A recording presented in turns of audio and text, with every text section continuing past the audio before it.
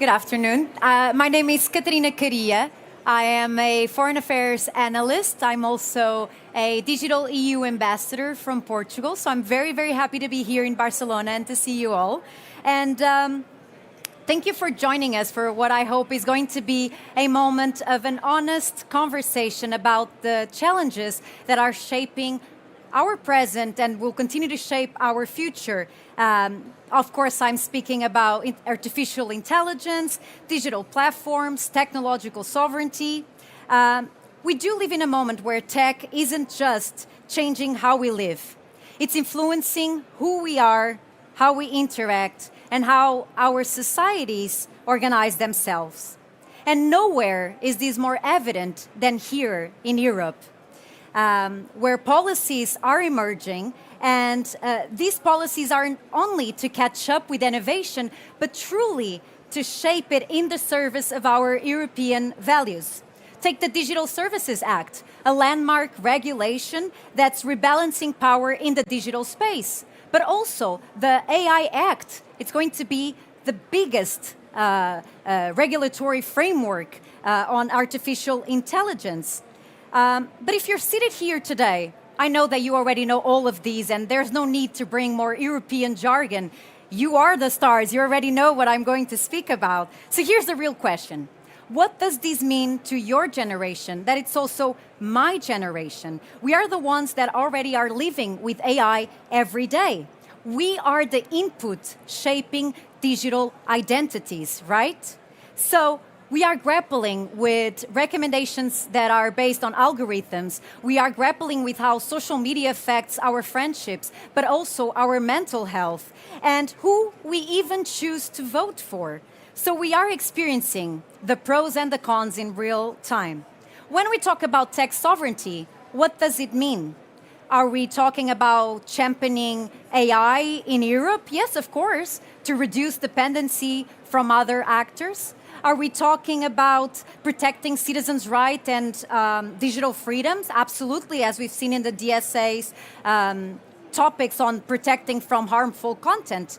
But at its core, I believe that tech sovereignty must ensure that the digital reflects our needs, our voices, our values and opportunities, and not just those agendas from the digital platforms. And that's why this conversation matters today, and that's why your voice matters now. I'm sure that you are familiar with AI. I'm sure that you were already scrolling on TikTok and Instagram before joining this conversation. And I know that you understand the opportunities, but you're also vulnerable to the risks that this all poses to our generation. So today we're not just talking about policies on paper, we're talking about real-time and real-life opportunities and who gets to shape the digital future and on what terms. So without further ado, I would like to invite to our discussion the Executive Vice President for Tech Sovereignty, Security and Democracy, Henna Virkkunen. Please join us. Thank you. Hi. So, Henna, thank you so much for being here. As you know, she is our tech policy chief. So Henna, you have a lot that you have to deal with, not only boosting innovation in the sector of AI, but you also have you have the final word on what's decided on AI framework and legislative bodies. So it's a lot. And she's also an athlete, by the way, so no big deal. No big deal, yeah, I must say that. I also must let you know that we're being live streamed on YouTube, so thank you so much for those who are joining us online. I'm going to briefly explain how this conversation is going to go. As I mentioned, it's a real conversation, and so I will need your inputs, and I'm going to need you to be involved in these in these discussions. So I have here a fishbowl with a lot of questions, and our challenge is to try to bring the discussion to these questions as much as possible. So as you can see, we have two colors. The yellow represents living online, safety, pressure, and well-being, whereas the blue one represents shaping the future, technology, AI, and opportunities. I am going to draw the first question, and I invite you to also draw some of the questions. And I'm going to read them out loud, and then it's showtime, and it's on you to make these and we have a huge audience, so it's on you to make these a very interesting conversation. So the first question is, in what ways do you notice AI affecting your daily life? Go ahead. Can we hear? It's not working. Hello? There we go. Okay, now. So I believe that there's an increasing cognitive incapacity, which means that technology and AI is making us more lazy, in easy words, because instead of thinking, we have these machines that think for us, and daily tasks like writing. Even just writing an email, we are forgetting how to do that, and I think this applies to every aspect of life. Okay, that's a good point. Can we hear some other point of view? Yeah, there we go. Two people in the back. Well, I studied journalism, so AI is still present. One thing that I've seen that is being discussed within the journalistic field is how to use AI or how to use it responsibly when writing news articles, because it is true that it can lead to laziness, as some people said, so try to use it as a solution and not a tool. Yeah. But I think it also can help us, because there was technology always advances, like being against that type of innovation also kind of sets us back, so we have to think forward. So sometimes they say that even legislation is sometimes behind current events, but we have to look forward on how we can use AI to our benefit. Yeah. I see it like in the case of journalism, how, like in what instances with what ethics, under which circumstances Yeah. can it be used as a tool. For example, organizing long lists of data that, for example, from day-to-day economic data could help.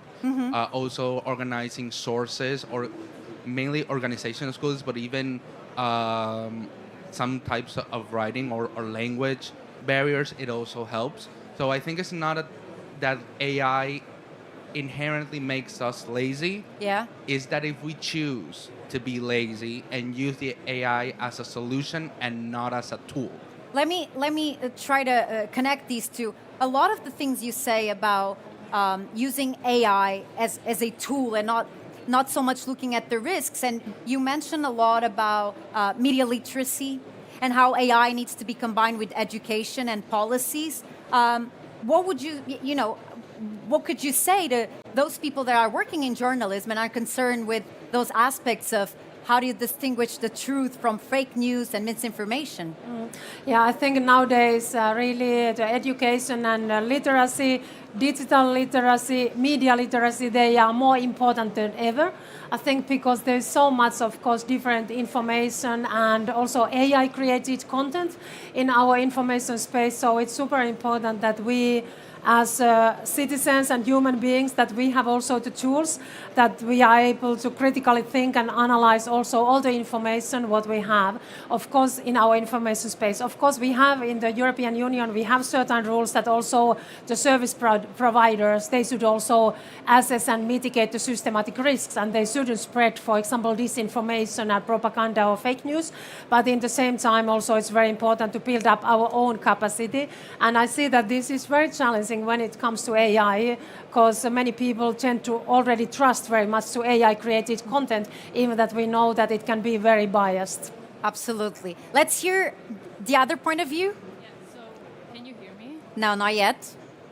Hello? Now we can hear Yeah, you. so related to the question, I just wanted to post like some practical examples of like ways I see AI in my daily life. So for example, anything that you Google, it gives you like an automatic response through Gemini. And that's something that, for example, I don't want in my life. Like, I really want to do the research. Okay. But inevitably, you receive this answer, super rapid answer that is made by AI. And also you have AI in media, in, I don't know, for example, in Instagram, I thought there was also an AI in WhatsApp.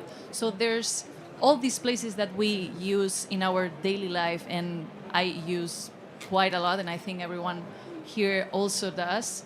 How can, well, this is also a question, not just a response, but how can we deal with this? Because we cannot avoid this AI coming to us. So even if we don't go for it, even if we don't go to ChatGPT, we're receiving these inputs that are made through AI. How can we, I don't know, maybe not avoid them, but how to work with that so that we are not dependent on that AI and these tools? Let's maybe hear the second thought.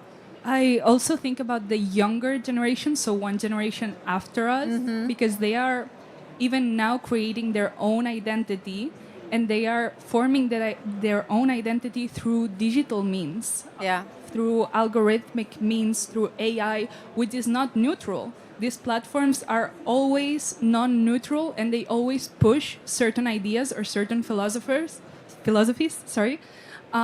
that are integrated into their design. And their design never, ever takes into account collaborating with young people to push ideas or of benefiting these people, this young generation, who are even now forming their own thoughts, their own identities. And I believe they're not thinking about it. And a lot of regulation that is taking part in the EU is going along the lines of media literacy, as we said, or educating young people, or not young people, but educating the population itself. But I believe the issue itself would be in the design of these platforms, because they are monetizing off of these young people and their insecurities sometimes even, or their or pushing certain ideologies that may not be benefiting to them at all. If I may, and obviously, Anna, then I will let you say something about these, but I think it's very interesting the take of the European Union in regards to illegal content, for instance, and any harmful content in the online platforms. Just recently, we know that illegal content are going to be taken down of online platforms. So it's kind of like you're looking at real life as if though if there's any illegal practice or illegal product being circulated is going to be taken down, and also in online platforms. So is that a way to cope with what we were mentioning? I think what you also underlined, it's the importance of the transparency of the systems. Also, like that you wanted to have also like the official sources, not only AI created like content about these sources, that you would like to also see that what is the official source that you can also read themselves and discover yourself. And also when it comes to content, what is recommended for you under our digital services, of course, we have already application that very large online service providers that they have application about transparency of their systems, that the people have to be able to know why certain content is recommended for them, and they have to have option also to change the recommender system. And this is something that we are currently now investigating and also enforcing. And also under AI Act, there will be also very much similar obligations about the transparency, about the safety and security of the systems. But like you said, these are not neutral, the systems. They are always based to someone's values, and that's why it's also for us important in the European Union that we are also creating our own content, which is based to our values, to our data, especially when it comes to AI. So we're going to hear one final remark from this colleague of ours joining us in the front row, and then we're going to move to the other topic. One moment. Can we hear you already? Not yet. No. There we go. Coming back to the content, I feel that now we entering an era where reality doesn't exist anymore, where the concept of reality becomes completely abstract. And I wanted to throw a question to you, Ms. Vice President. How do you think we can protect from this? We can protect from the fact that reality may not exist anymore, because we see the DSA trying to target AI content, especially images. But as far as I understand, we cannot certainly know 100% whether if a content is AI generated, and even worse, in a couple of months. So how can we evolve into this? That's a very philosophical question. I like that. Yeah, I think it's a very good question, because we see, of course, that there's more and more really AI-created content, and also disinformation, and also that kind of hostile actors who are also using these kind of tools to really destabilize the societies, for example, with that kind of disinformation created by AI, and also some very powerful decision makers globally are also using, of course, actively these tools. In the European Union, we have our AI Act, which is now coming into the force step by step, and from August also AI created content has to be labeled. So now we are working with the labeling system, and because we see that transparency is really key also in digital world, that people should be able to know if the content is created by AI. But now it's voluntary, but from the August it will be also mandatory, and that's how we are also trying to really help our citizens. But also in the same time, I want to always underline really the importance of literacy and media literacy and digital skills, because I think the technologies, they are now developing very fast, and it's very important for us that we ourselves, we have also the tools critically think. I think that you as a younger generation, you have also better possibilities already to really also see if something is created by AI. But I think for the older generation, it's very unclear, because they are not so used to really navigate in digital world. So for them, it's often even more difficult to really see if it's propaganda, disinformation, AI created content. Yes. Yeah. Let's move to the second question. Yes, I will take it from here. And now I'm a little bit, I don't have my glasses. Oh, but if I you need, can see it. help I you. can see this. Okay. Yes. Where should online platforms do more to protect users, especially young ones? Oh, Very important very topic. important, Yes. yeah. Very connected to what we were discussing. I see. I see a How lot to of- protect young users in online world? Let's hear you. Yeah. Hello, my name is Francesc. I'm from here, Barcelona. And I love this question because I work as a youth worker in non-formal education places. And with my organization, Impulse Europe, we do these kind of trainings to especially help and empower youth people to how to protect themselves inside the platforms. And one topic that I wanted to raise and wanted to know what the EU is doing about is how are you tackling the digital footprint? Because I think that youth people right now is not consequent of the importance of the things that we uploading online, even they can be erased later, and what can determine that for you in the future in your job. And secondly, about protecting us, what I'm feeling right now, and also my group of people, is the well-being. What do I mean with that? Nowadays, we have AI, and when we are in the work, in the college, they are expecting more from us because they know that we have these tools. So now, for example, instead of having one assignment, you have two assignments to do because they know that you want to use these tools. And instead of using this AI to empower your relaxed time or your free time, it's used to be more productive. But until which point we need to be that productive and, find this balance in our life. How the platforms, my question in this point is how EU is working to protect youth in this well-being within the platforms. Thank you. Thank you. Let's hear another. Okay, and then we're gonna bring the floor back here. Let's hear you.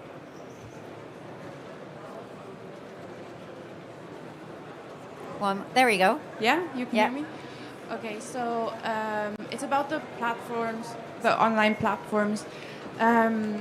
One thing that comes to mind is a lot of these platforms are not from the European Union, right? So we're saying that we have to put specific acts to protect our youth on these online platforms.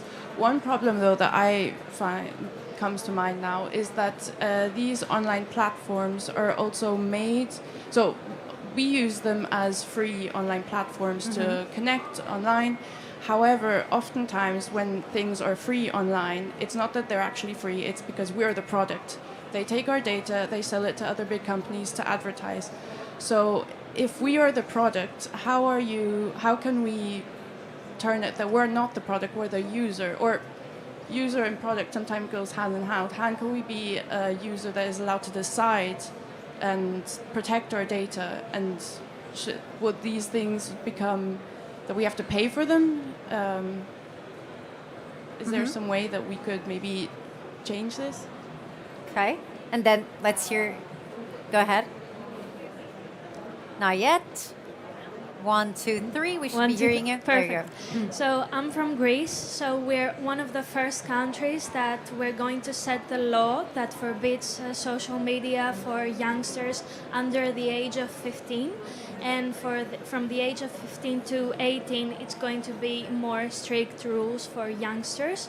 So I wanted to know how the EU is going to set that law, and if there's a danger that teenagers are going to pursue their parents to create the accounts from their behalf.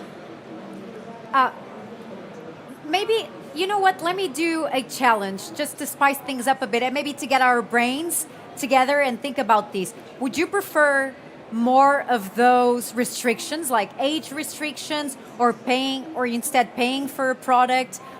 Or in your opinion, what would be a proper way to reduce the risk that you are mentioning of us being both the product and also in what ways can we control our digital footprint?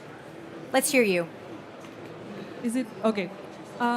When I imagine protection of children, I think about third spaces where young people or even like very, very young kids can play freely, like in a public playground, stuff like that. You don't see adults really playing in set playgrounds except maybe parents or their own adults.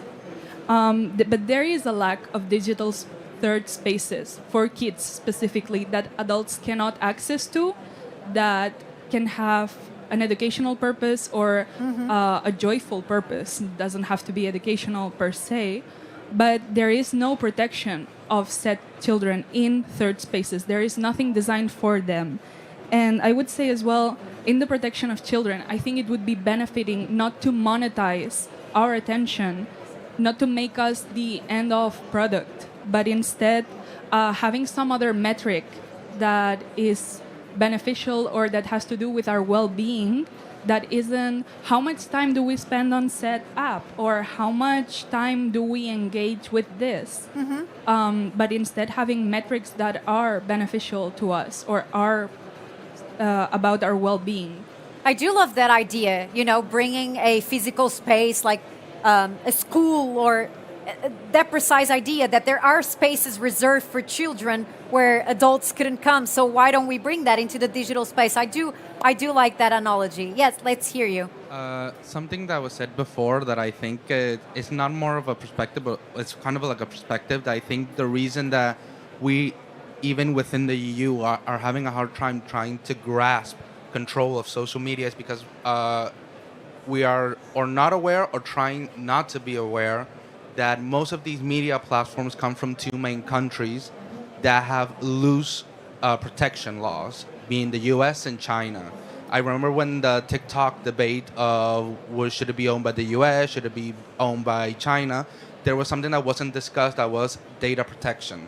It was mainly within their own interest. So I think something that in the EU we should start talking about is EU companies, EU technology, EU services to try to break the monopoly that both the US and China have on our digital lives, on our digital footprint, on our digital media, because at the end of the day we can try to regulate as much as we can, but there's always an off-ramp through another space, and there's a high dependency on these apps.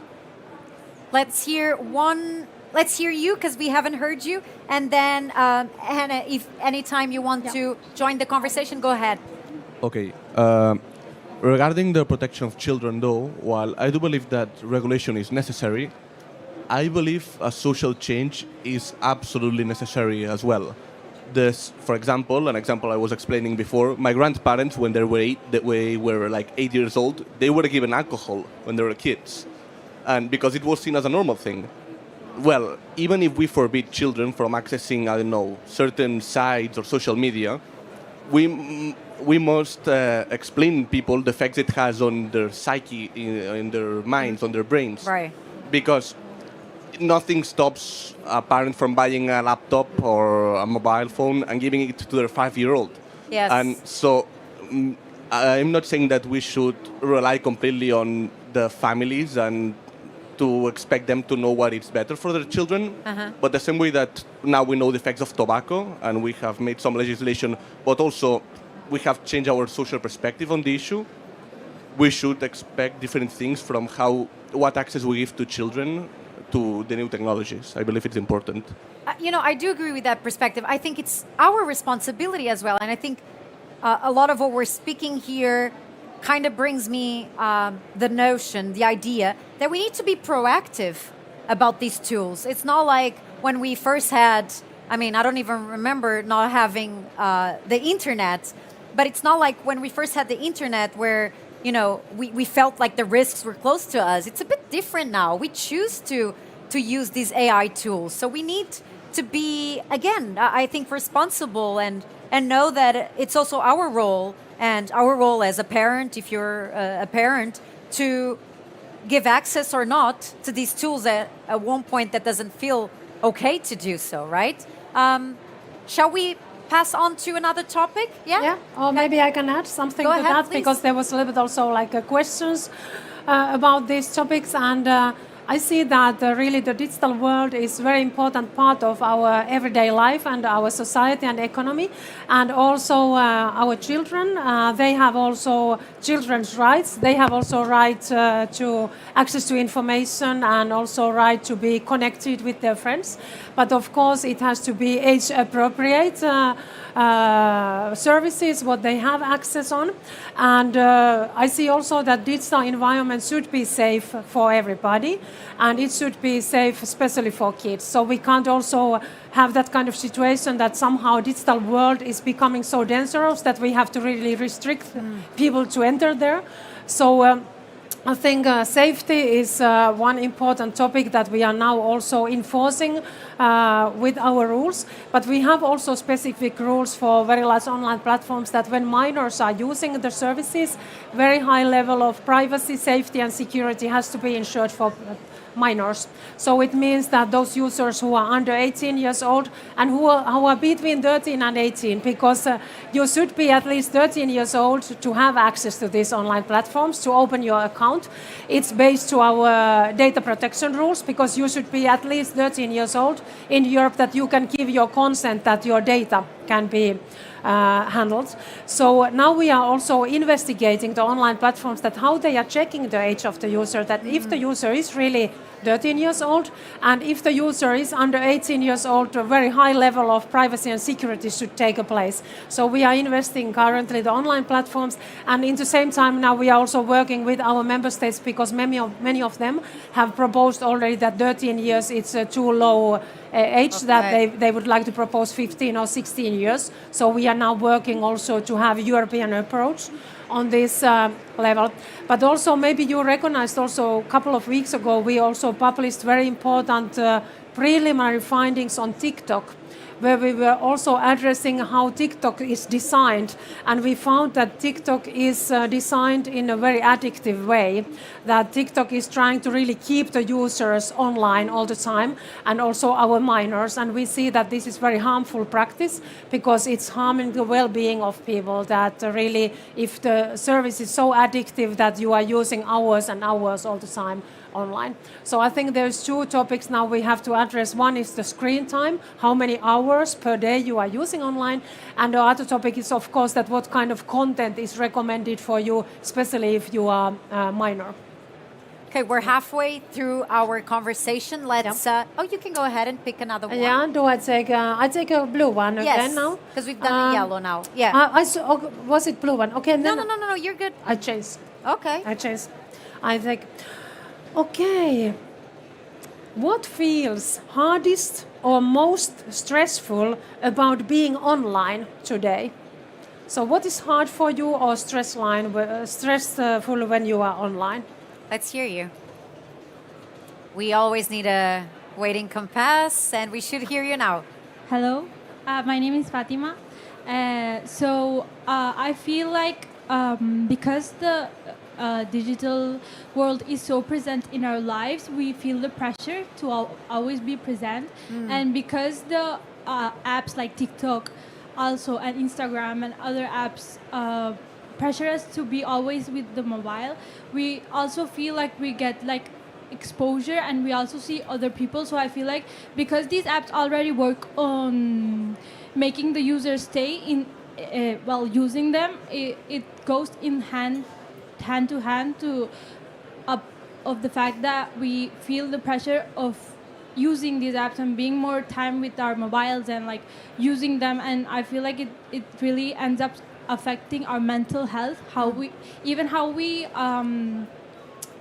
have like social interactions with other people, because I feel like digital media has changed everything, even how we talk to our friends, or we prefer to like post a photo instead of going out with someone, or like I feel like it ends up affecting in a lot of aspects of our world, because I feel like sometimes these apps work against us, the users, like as we were talking before, because they see us as product and data, instead of really helping us to not feel this pressure and this constant need to change. Peer pressure, right? Yeah, exactly. And it also makes us compare with others, because I don't know if you use Instagram or other social apps, you may feel like there is also it's really easy to compare yourself with your peer. Yeah, I'm guilty of that. Yeah, and Absolutely. other people, and you end up feeling bad because you start thinking, wow, I don't do so many things, or my life is not so interesting, or Right. maybe I'm not like doing enough. Or most of the time, myself as a young person, I feel like I'm running out of time because everything is so fast, and in our society, because of all now the AI and everything is moving so fast. I work making apps, so especially in this field, I feel like every year there is something new, and we have so short amount of time to adapt to these new technologies, because they don't grow like in a steady pace. They're like exponentially growing each year, and I feel like everything makes us feel like we're running out of time. Yeah. We have to compare ourselves with other people, and and we forget that it's a highlight most of the time. So Yeah. that's another thing. Thank you so much for that. Let's hear you. Sorry, since we need to hear different voices, let's hear you back there. Hi there, I'm Elizabeth, I'm from Bulgaria, and I'm a software engineer. So my point of view is more focused on cybersecurity and AI. So my stress, or my peers around me here were also from the same field. We may be feeling that propaganda and disinformation is everywhere. You can see so much AI generated content, and you have to figure out what is true, what is not, and how to be secure online, and where is your data actually going on, and what is going on with it, because it's always sold to a third party or something, even though if you don't consent about it. Right.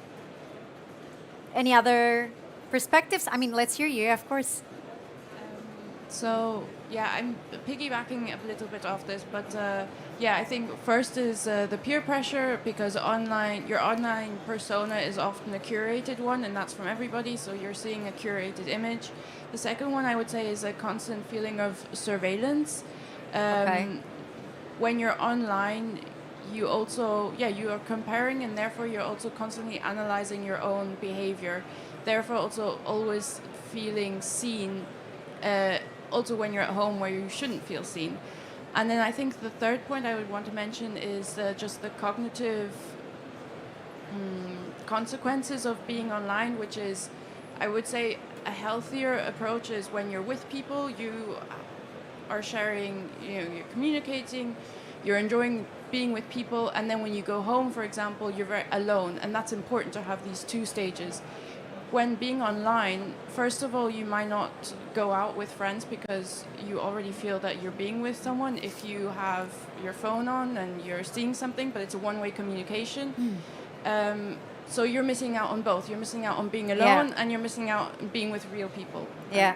I mean, FOMO, the fear of missing out, I think it came out even stronger with social media, because if you don't attend this party or you don't attend this congress and you feel like you just miss out on so many opportunities, otherwise you wouldn't be able to see those opportunities, the highlights of what happened. And I do feel that, I do share.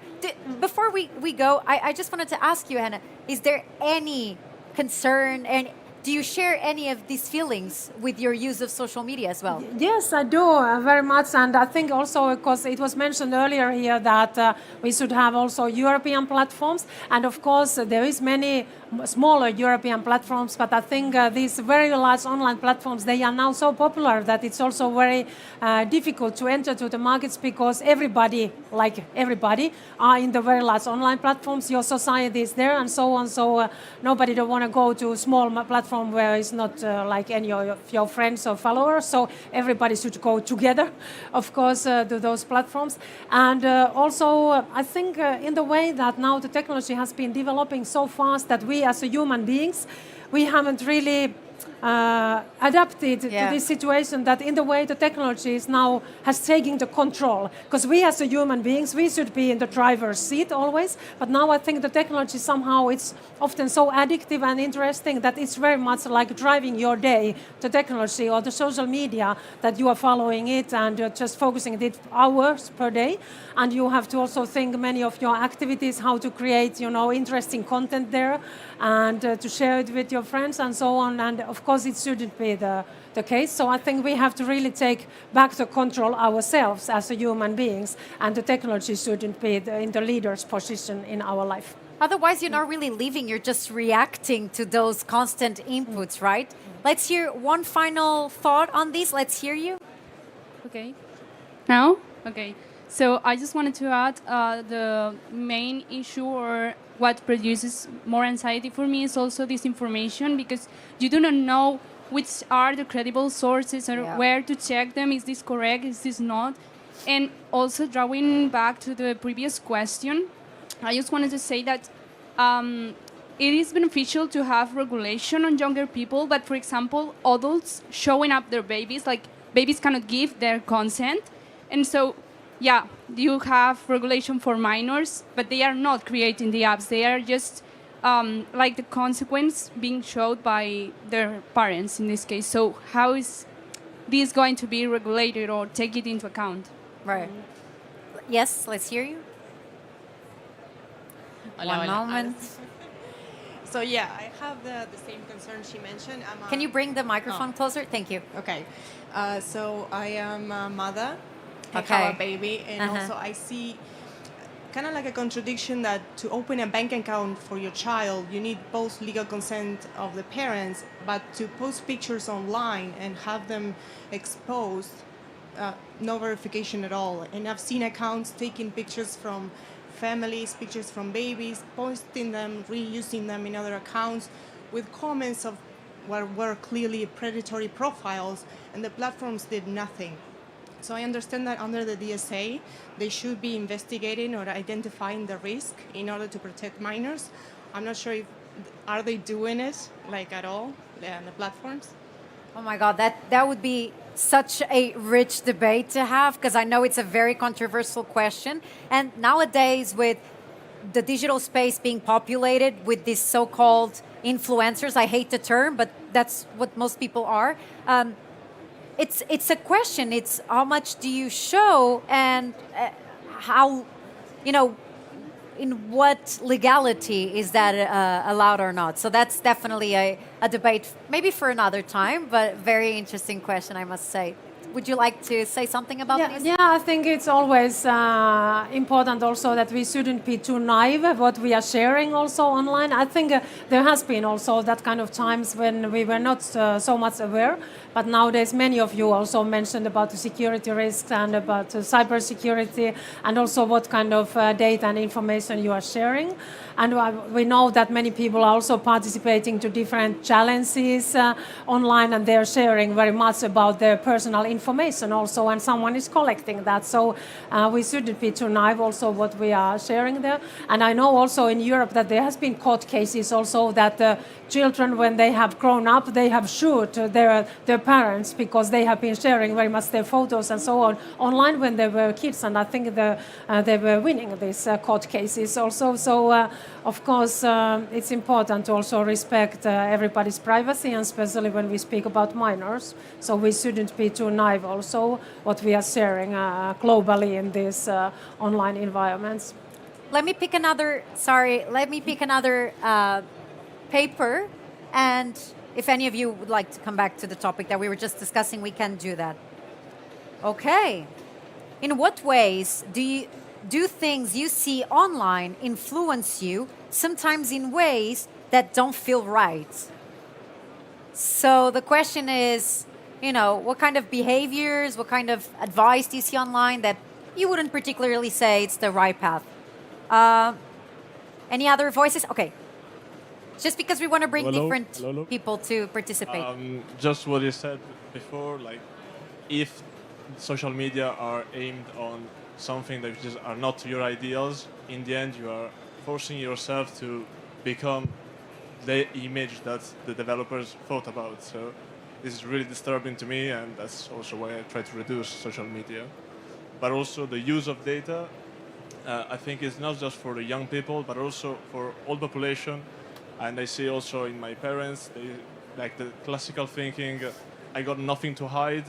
Actually, they don't understand how much the data is important and how much this is detrimental for their life. So I think education on this end is really useful, and I don't know if you could do something about it, but it's really,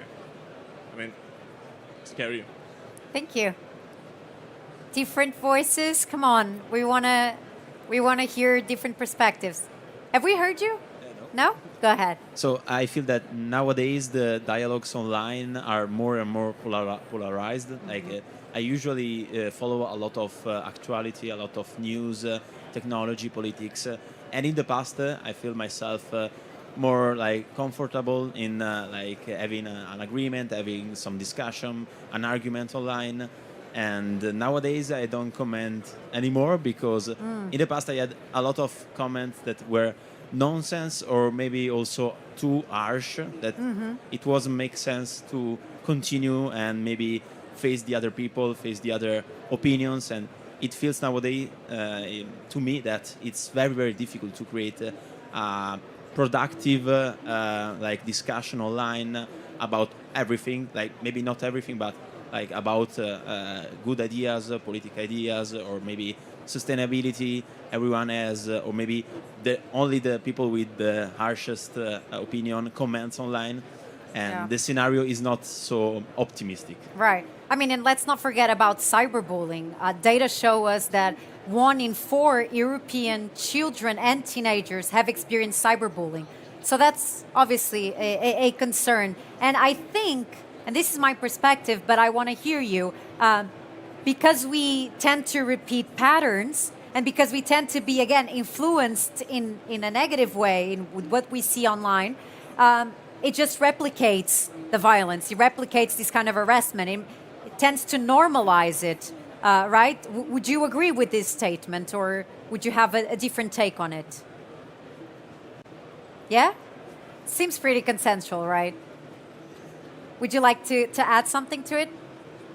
I wanted to relate this as well, the point that you just made on what we were talking before about non-desired loneliness as well, because there is sort of a predatory trend in the loneliness that young people express online specifically, where different ideologies or they will push these young people towards hate, towards anti-democratic ideas, towards eating disorders as well.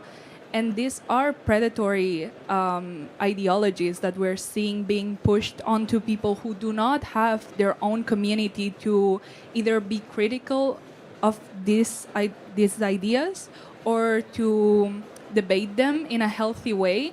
Yeah. And it is very dangerous. I think that would be one of these influencing dangers that we see on young people specifically. What you're mentioning reminds me of this new trend on social media about being skinny. I think it's insane. What we're seeing is, there's this idea coming out that we need to be skinny. Well, anyways, I don't want to go into that, but that's one way, definitely, that's a bad influence coming from the digital world. One final thought, and then we move on to another topic. Let's hear you, because we haven't heard you. Hello. The waiting compass. Yeah, there you go. Hello, my name is Alexandra. I'm from Romania. And one thing that bothers me on social media is because of all the AI content, it makes me not believe what I see. And it gives me it's really tiring to always think, is this real? Is this not real? Because I don't think only our grandparents have problems with seeing what is AI or not. Yeah. I saw a video last year on TikTok with bunnies jumping on the trampoline, and I was shocked because it was AI, and I realized, okay, I also have this issue, not knowing which is AI or which content is AI or not. What do you do to go around that? So what do you do to find out the truth about whether it's AI or reality? I take a moment, I breathe, I read the comments, and I also analyze the video, I zoom it, and I also try to look for other sources. So, for example, if it's a discourse made by a politician, I look online if it's true or not. But this is, I think, very clear now from many of your comments that something what has now changed very much in our online environment is really the huge spread of misinformation, disinformation, AI-created content, that it's more and more difficult also to identify that what is really true. And I think that also this is amplified with the comments of some political leaders who are not also respecting the truth, that they are also spreading very much misinformation all the time. So I see that this is something that is very challenging now in our information space, and I don't like these developments as well. Henna, let's pick another card. Yes, Maybe is it now one. blue? Blue. Okay, then I will take that. And what would you like decision makers to better understand about how AI affects young people? What Now do you this think? is your time. Huh? This is the perfect Yeah, question. so what the decision makers should understand about AI, how it affects young people? Okay, let's hear you.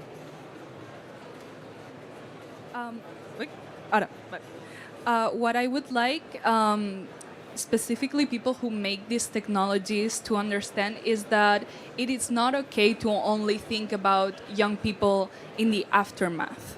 It is important for them to consider us in the process and to talk with us in the process of making said apps, because we are the ones that not only use them, but create new ways to use said tools. Right.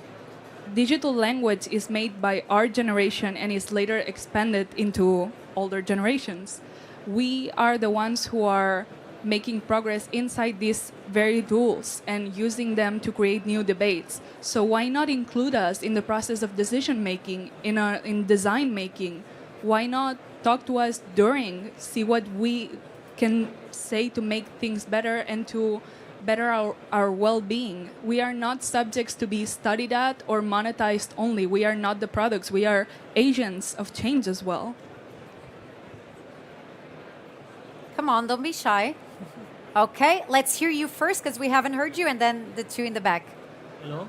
Hello? Can you hear me? Okay. We can. One of my biggest fears regarding people of my generation, but also younger people who still are like in school education, is that without a proper digital literacy, there is a risk of widening social and socio-economical differences, because I think that people who have access to a better education, a better social context and familiar context might have better resources to use and to take advantage of the opportunities of AI, while instead people with a lower social status might instead be the ones that are more exposed to the risk about AI, in particular the ones about their jobs. They might not be able to requalify themselves to work in a labor market that uses more and more AI. They might be more exposed to disinformation and all the possible threats that come with AI. Let's hear you. Hello. Yes. Okay. Hello, my name is Amélie, and I'm a researcher in AI, in generative AI, and I'm also a content creator. So that's my subject, especially young people. And I have one big concern, which is AI psychosis or psychophancy. It's like when you believe that AI is conscious, that she's living, etc. Sorry for my English. I'm No, sorry, you're I'm not good. that fluent. And I think that social media amplify this kind of psychosis, because it's really there's much content about this, like people finding that AI is the truth and everything. And I'm wondering what Europe can do for this new type of psychosis, which is really concerning. And that's it. Okay. Let's wrap it up and hear the final thoughts. So I know we had you. Go ahead. Hello. Is it working? Yeah. So I also wanted to also wrap up some of the things that my colleague said. So I think it's very important to have youth at the decision-making table throughout the designing process, the decision-making process, also reviewing process, and through like consultation sessions like this one. But not only to design regulations that would limit AI and technologies, but also to build these education projects that might help young people, kids, learn how to use these technologies. But I think this also goes in hand with designing projects or educational tools for schools. So I think that working with youth has to go also together with working with adults in the educational system mainly, because this is the space where we're going to be asked to do projects and we're going to go to AI to do them. So I think that if our teachers don't know how to use AI, there is no use in trying to do that with us, because we have to do it all together. And I think we should also have in consideration, maybe I'm going too far, but it's something that it's going to affect youth in the future, if not in the close future, already present, is the environmental impact of AI. Because I believe that using AI requires a lot of water to refrigerate the systems that are carrying all this information, and the more information, the more heat, the more water you need to preserve these physical systems. So I think that we should also take into account this environmental approach to AI. I don't know if anyone had thought about this, if I'm going too far. If you could maybe elaborate on the perspective that the European Union has on the environmental impact of AI. Yeah. Mm-hmm. Any final thought before we go into final remarks? Now, I'm going to ask you to be very, very concise, as we only have around 7 minutes left. Go ahead. No? Yeah. So I just wanted to say that I do fear that decision makers take us into account more as numbers, like statistics. For example, almost one out of two young people have experienced mental health problems, but they do not go farther. They do not comprehend how it affects our well-being. And instead of like trying to ask us and then work on these insights, they just keep at the surface. And so following the same line, like including young people into consultation, discussions, new questions, I think it would help in this case. Thank you. And thank you for being so concise. Let's hear you. Yeah. Okay.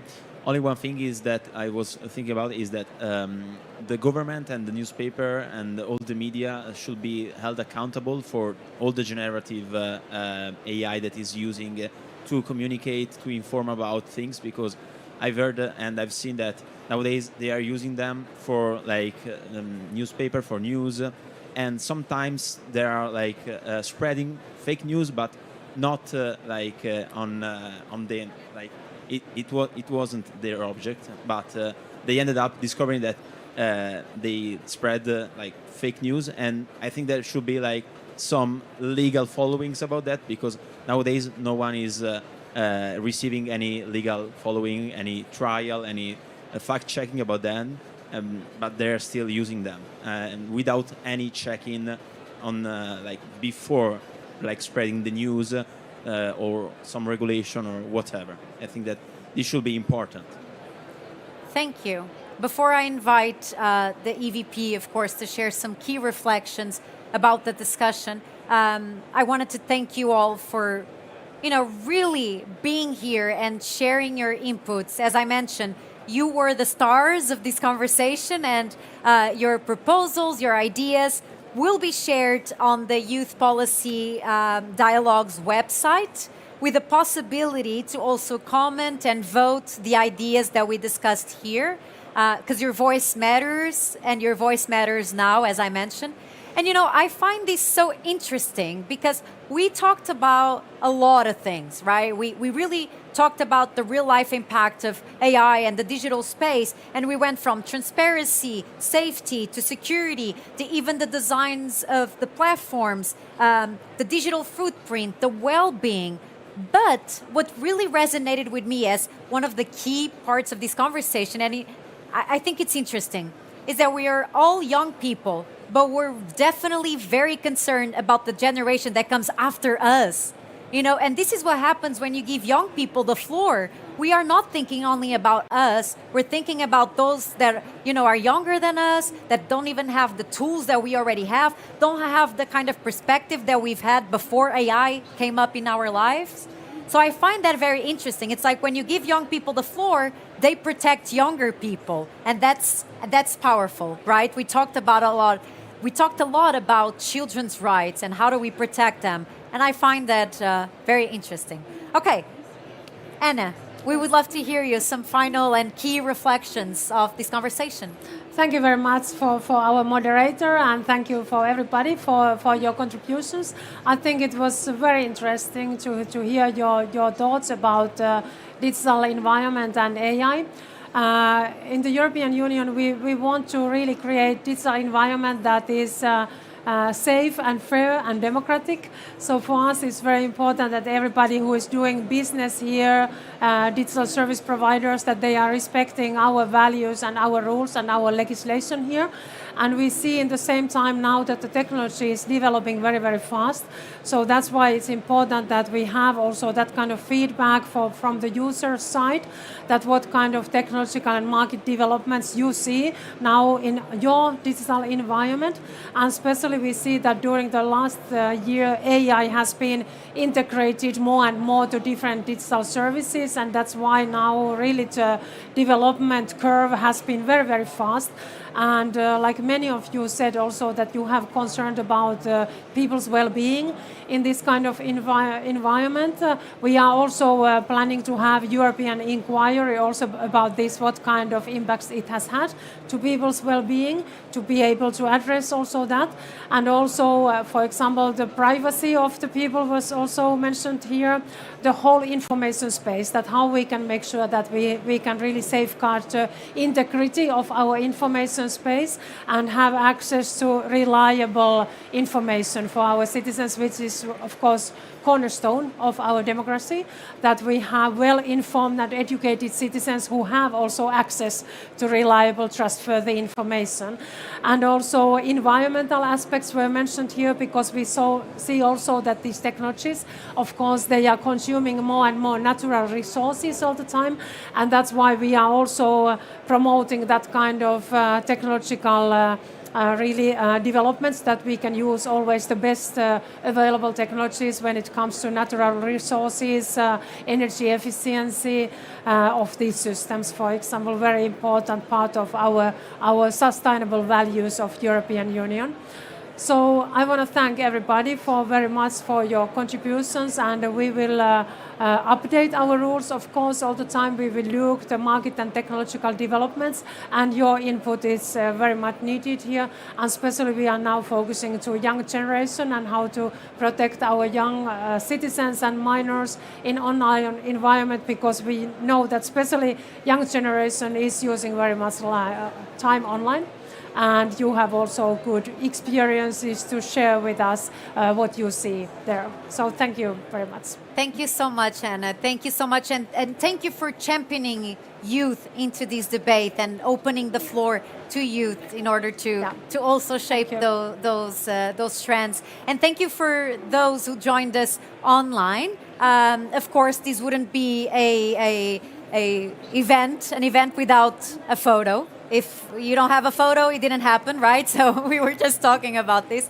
So we're going to take a photo now. And so please stay with us. We're going to use this arena to take one photo. And then we're going to go to the other side to take a second photo, obviously with the EVP. Once again, thank you so much to everyone for joining us. And we'll see you next time. Thank you. Thank you very much.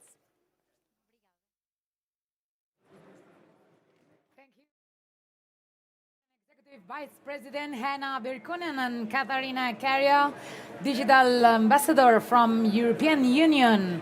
Gorgeous sessions, an interactive one. Thank you very much for this incredible youth audience.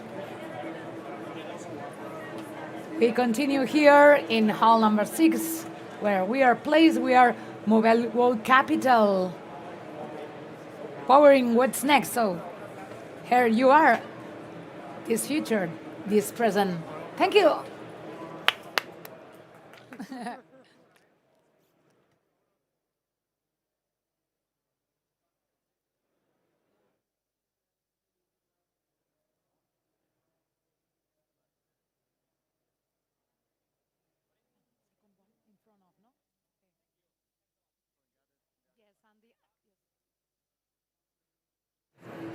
Thank you very much. And the second photograph is going to be taken in front of our stand, Mobile World Capital, celebrating 2 decades of humanizing technology.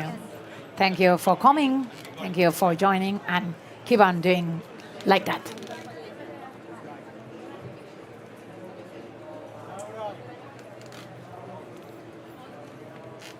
Ay, merci. ¿Cuántas?